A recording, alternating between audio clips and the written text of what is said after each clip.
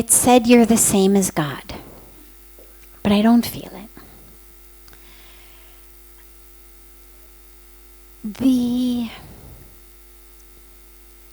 The way that I think about it is there's two different levels of existence. Now, there's a lot of levels, but we'll break them just into two. One is the core truth. You can call it the highest truth, the deepest truth, the most fundamental truth. And the other is the temporary truth. So one way to think of the distinction is you have an ocean, you have a wave. Okay? Now when you look at the wave, the core truth of that wave is ocean. It was ocean long before it became a wave. When the wave is over, it'll still be ocean. Even in the wave, it still is ocean. If you take a cup of a wave, if you were surfing, and while you surf, you bend down and you scoop up a cup of the wave, and you bring it back to a science laboratory, and they look at it under a microscope, they're not going to say wave, they're going to say ocean. Under a microscope, there's no way of knowing you grabbed that cup from a wave versus you grabbed that cup from somewhere else in the ocean. But at that moment, there was a wave. And this is where, when we talk about illusion, it's an interesting dilemma, because a lot of us, if you're not really deep in the philosophy, and you're not under the guidance of an enlightened guru, it can get very confusing. You start to think, well, everything is an illusion. Well, it's not, in the way that I haven't made this up.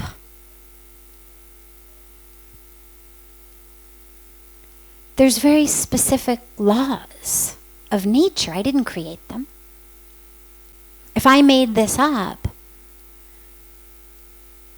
people I love who have passed away, I would rise them again.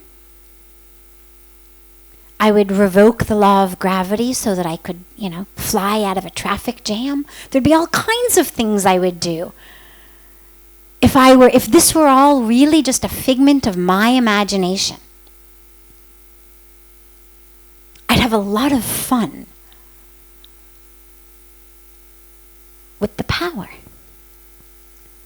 But it's not on that level. In the same way that if you're surfing a wave, and that wave is high, and it crashes suddenly, you're going to find yourself face down in the ocean with your surfboard on top of your head. It wasn't a figment of your imagination.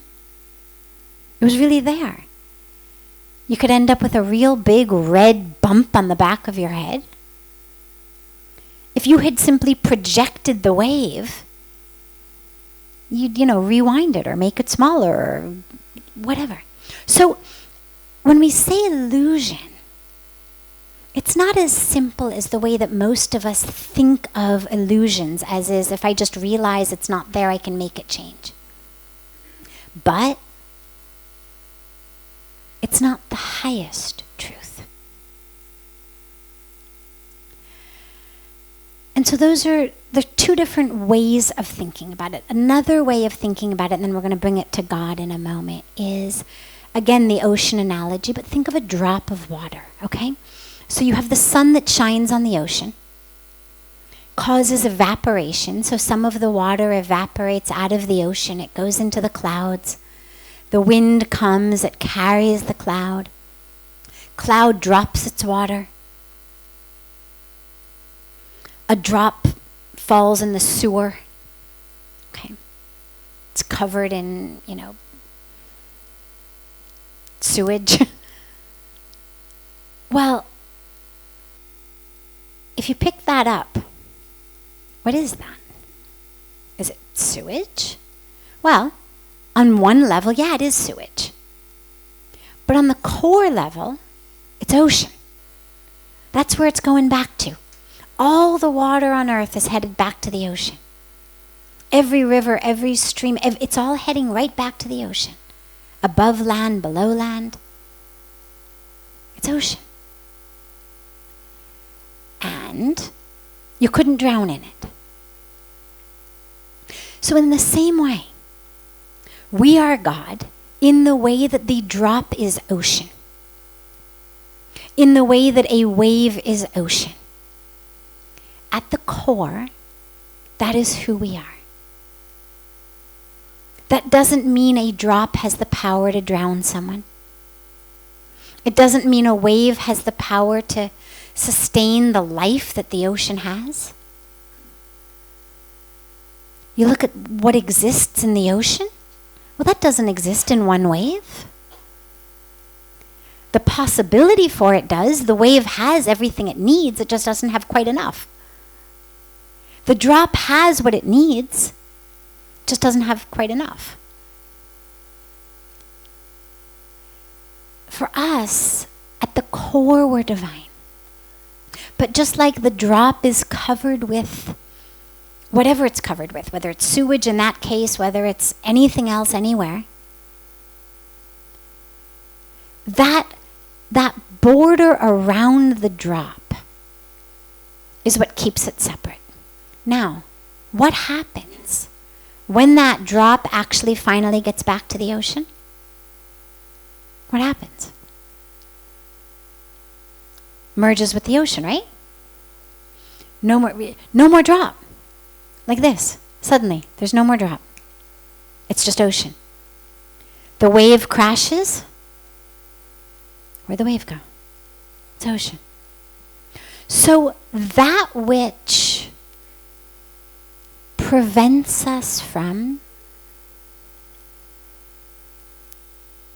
the full experience of the divine is this identification with the separate being.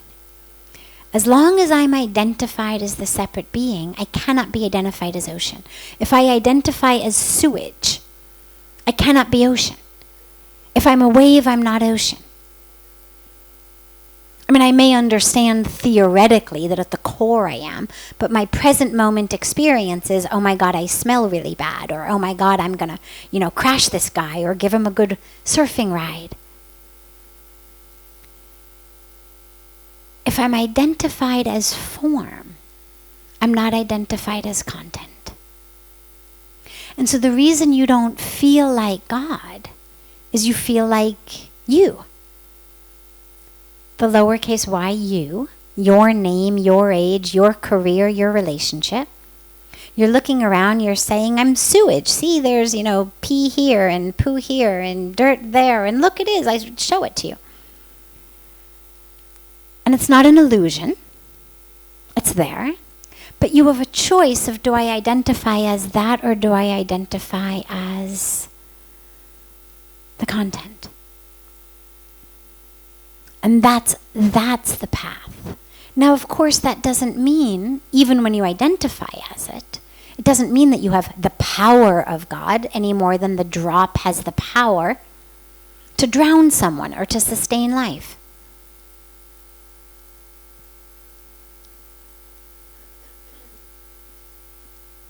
But it's the identification. When the drop knows its ocean, knows where it has to go, and it's not very worried about what's on it, because it knows, I'm getting back to the ocean, I'm getting back to the ocean. And so in the same way in your life, yeah, you have the body, you have the identity. But if you can realize that the deeper identity is the divine, not just theoretically, but actually try to experience that, it'll give you a taste of the truth of who you are. You're not going to start feeling like the omniscient, omnipotent God, which is good. And if you do, that's when you go see someone. But you start to experience yourself as part of that. And as I said before, there's no place that inner and outer any longer separate. So you're part of that, and in some ways you are the whole of it. But it doesn't carry with it the I am God experience, because, lastly, the I am God, if it's separating me from you, well, then it's not really I'm God. The minute that I touch the fullness, not just the dropness, but the oceanness, then it's not I am God, it's just, oh God. See, there is no longer an I. As long as there's an I, it's drop, it's wave.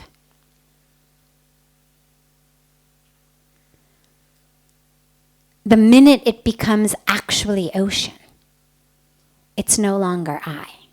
It's just ocean. But along the way, just keep bringing yourself back to as much of that as you can experience in you. Don't expect that you're going to experience the, omnipotent, omniscient, infinite. But try to experience a reflection of that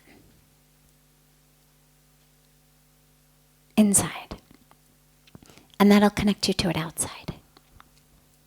And slowly, slowly, slowly, that border will break.